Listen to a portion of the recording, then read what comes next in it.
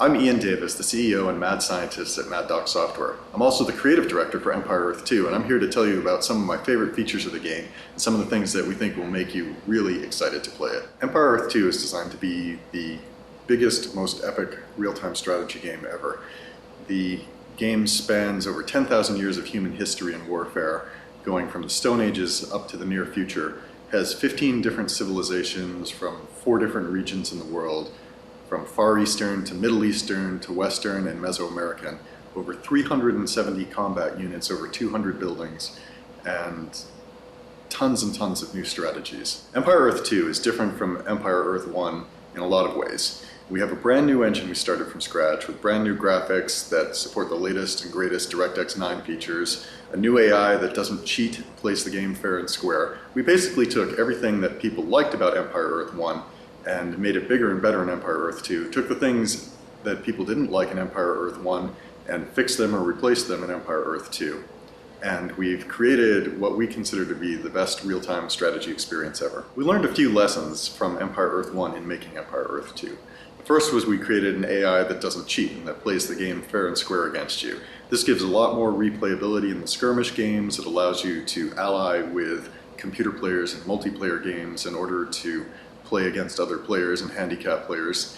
We expanded the number of multiplayer modes and balanced the game with an eye towards keeping the rock, paper, scissors relationships between units stable throughout the epics so that you weren't always having to relearn the relationship between the units. Additionally, we made the benefits of the rock, paper, scissors relationships less extreme so a beginner player can get in the game and not be instantly wiped out by a more experienced player who knows which is the best unit to use in a given situation. In Empire Earth 2, the graphics engine is built off of the Gamebryo code base. On top of that, Mad Doc's graphics gurus have added all sorts of wonderful goodness with the water, special effects, smoke, animation features. Its DirectX 9 engine takes advantage of all the great features of the latest hardware cards. In Empire Earth 2, there are over 370 combat units. One of my favorites is the Spy. The Spy can be used for all sorts of sabotage type things. First off, the Spy isn't visible to the enemy units.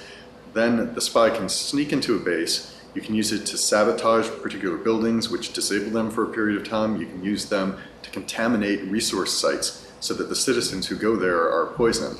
The Spy allows all sorts of new strategies, and when I'm playing, I usually send a spy or two into the base to wreak havoc just before my attack.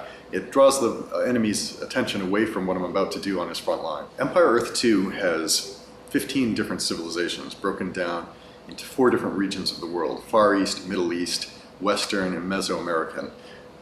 Some examples are the Chinese civilization, which is part of the Far East region.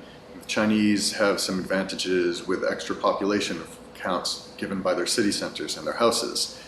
The Germans have advantages with universities and with some of their combat troops. The American civilization has some advantages in terms of the power of its economy.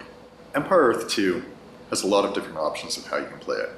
With over 15 civilizations, 4 different regions, 370 different combat units, 200 different buildings, and a number of different options for skirmish and multiplayer games, you can set up the game to follow the pace you want. You can have a game that spans through all of the epics. You could limit yourself to just 1 or 2 epics. We have options in the multiplayer and skirmish setup that let you tune the pace of the game, the speed of the units, the rate at which they take damage, the rate at which they're constructed, and their cost. So fans of a slower paced RTS game could turn down the damage dealt by units, turn up the build cost and the build time. People who want a faster game with lots of quick movement, big troops can reduce the build time, reduce the build cost, increase the damage, and let her rip. In Empire Earth 2, we decided we didn't want to just appeal to one niche of the market. We set up a game that people can tune to their own tastes. Rated T for Teen.